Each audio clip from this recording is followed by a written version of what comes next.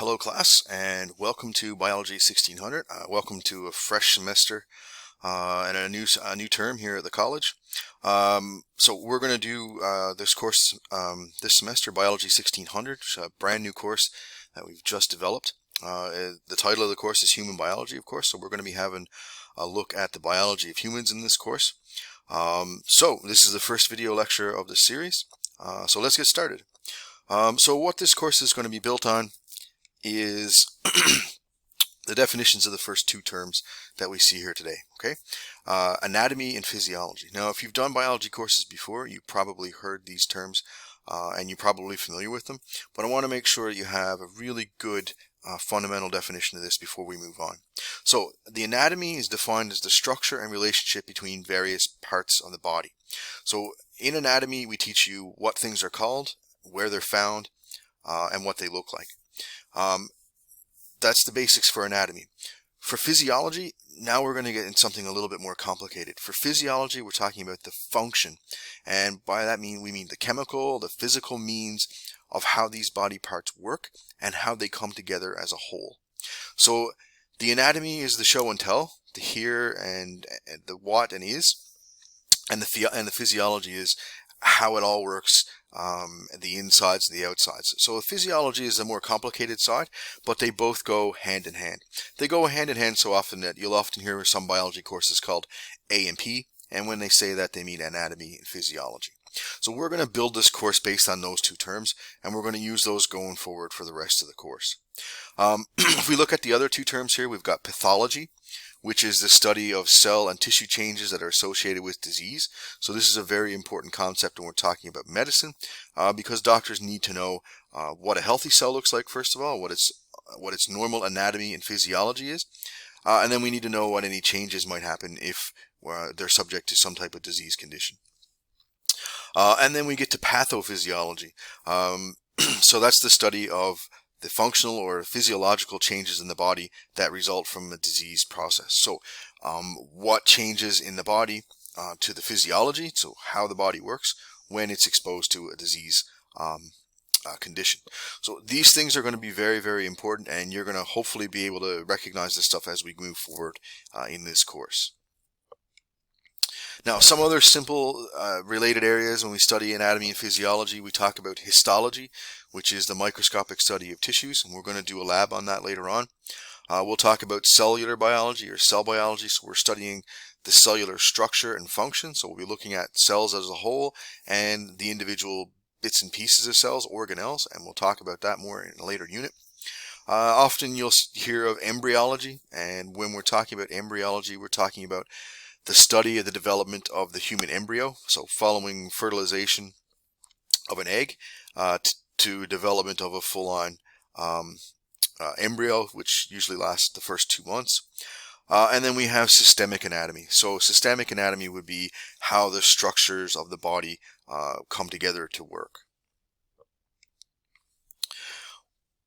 When we're talking about anatomy and physiology, we often start with the very simplest things we can, which in this case we'll call chemical, and we work our way up to the most complicated thing we can, which in our case in biology is an organism.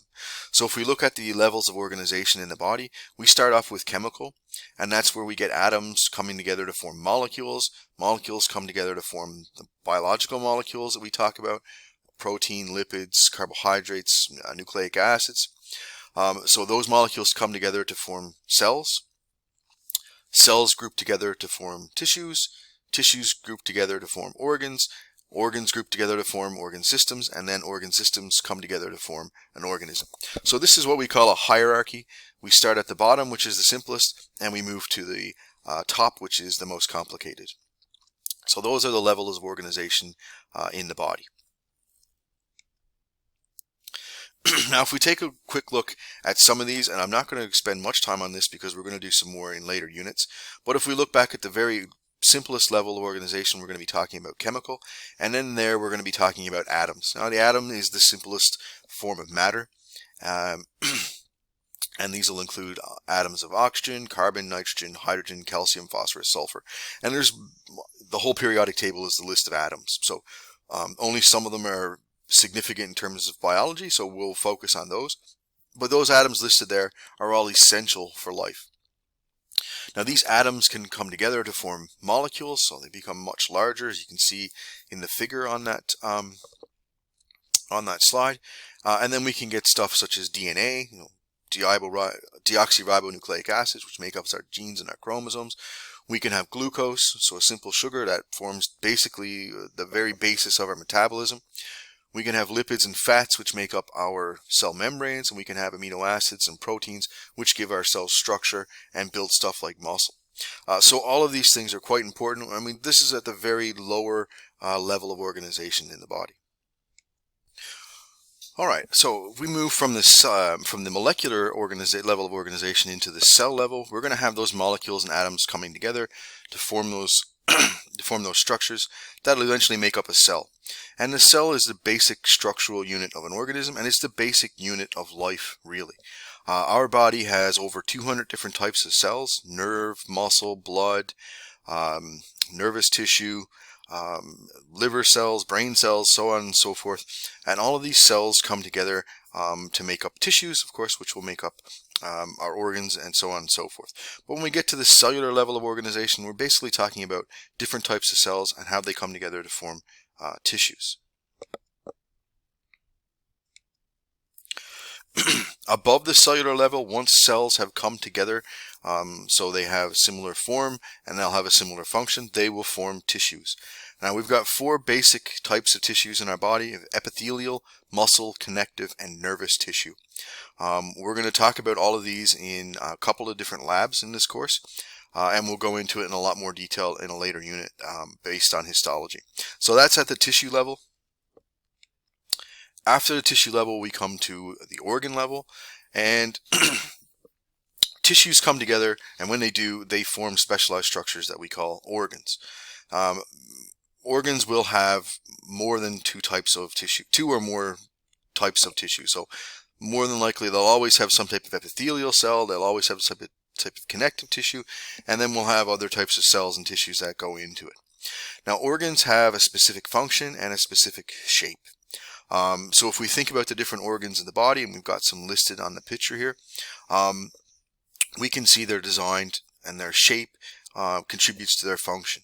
So if we think about the heart, for example, the heart's divided into 4 different chambers, and those chambers are in charge of moving our blood around our body, as well as sending it to the lungs so that it can get oxygenated, and then taking oxygenated body and moving that around our body. So the heart has a specific set of cells that make up tissues that give the shape to the organ and gives that organ its function, and that's how we get to the level of organization. We get to the organ level. If we look at the adrenal gland, and we can't quite see the adrenal gland on this picture, but it's got a specific shape, and if we look at it through a microscope, we look at it histologically, so we study the tissues, we can see that its shape relates to its function. And that's one of the most important things for you guys to grasp in this course, is how structure and function come together to make more complicated stuff like tissues, like organs, like an organism. It's an important concept that you should keep in mind as you're going through these units. Finally, when we get a group of organs coming together, we'll have an organ system. And the systems in our body we're going to talk about in a lot more detail as we go through this course. But here we get a system where everything works together to carry out a common function. So if you think of your digestive system, we can talk about the esophagus, we can talk about the stomach, the intestines, the colon, and the rectum and the anus. All of those things will come together to serve a common function, and that's for us to ingest food and then extract our energy and the nutrients and vitamins that we need to have a regular metabolism. And that's how an organ system works. All of the organs within that system work together to form a common function. The example we give on the slide here is the brain. So in the brain we have neurons, which are nervous system cells. They come together in the spinal cord, in the top and the mid and the bottom part of the brain, the cerebellum, the midbrain, and the cerebrum, and they carry out all the coordination of our body. how our systems, how our muscles move, how things move throughout our body, the control of hormones, and so on and so forth. So this is how an organ system comes together to help an organism function. And then finally, when we get a group of organ systems working together, then we have a full-on organism. And that's what we're going to study most when we're talking about humans in this course. We're going to study humans as an organism. All right. In terms of what systems we have in the human body, we've got a list of 11 different systems here, and throughout this course we're going to focus on each one of these individually pretty much. So we'll get a chance to study these in depth. We'll look at the anatomy, and we'll also look at the physiology. So this list right here kind of represents where we're headed for the rest of the course. Now, any living organism has characteristics that make it living. I mean, what's the difference between the bacteria that are on my fingers or the pen I'm holding in my hand? Well, the basic characteristics of living organisms are all presented to you in this list right here. So if you're a living organism, you'll have a metabolism, you'll be able to reproduce, you'll be able to create movement, growth, differentiation, and responsiveness. Now, all of these things, like I said, need to be present in order for us to consider an object a living thing. So we'll talk about a couple of these as we move through. Probably one of the more important ones is going to be the metabolism. And the metabolism, the word metabolism is a really big word, okay? It encompasses a lot of different processes. But the basic definition of it is, it's the sum of all of the chemical processes that happen in your body that allow you to create energy, it allow you to break down the food you eat, that allows chemical messengers to be produced, so on and so forth. Those are all metabolic reactions. All of those things together make up your metabolism. And we've got metabolism divided into a couple of simpler categories.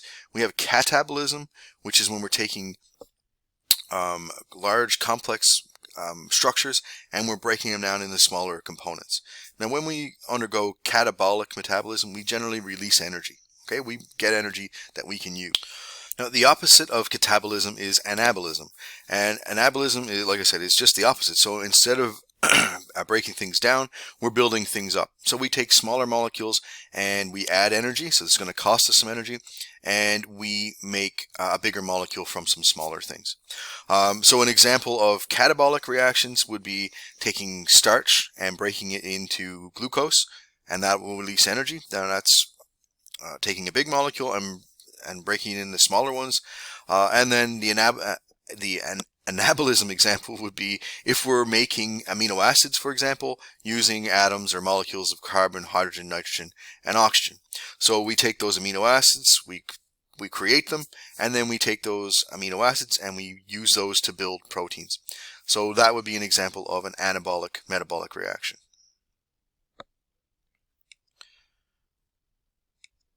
Now, the big thing about our metabolism, the way metabolism works is very dynamic. It changes depending on the situation of the body. And the whole goal is to achieve homeostasis. Now, homeostasis is a situation in the body where the body works very diligently all day long to maintain a constant internal environment under our physiological limits. So, if you think about our body temperature, for example, we have to maintain a relatively constant body temperature. If it gets too high, we can damage our cells and we can get sick. If it gets too low, then we won't be able to generate enough energy and we won't be able to maintain healthy metabolism. So the idea of homeostasis is maintaining the internal environment of our body constant, so it stays the same. Now, homeostasis is a very, very dynamic process. It changes a lot. In order for us to stay even and to stay healthy. So a couple examples here would be control of hormones, control of our body fluids, Thermoregulation, like I just talked, we're not getting too hot, we're not getting too cold. Maintenance of the blood composition. So all of these things are always monitored by the brain and by our metabolism in order to keep us at a constant internal environment. And that concept is called homeostasis. Now this is controlled by some feedback systems, and I'll start talking about the feedback systems in the next video.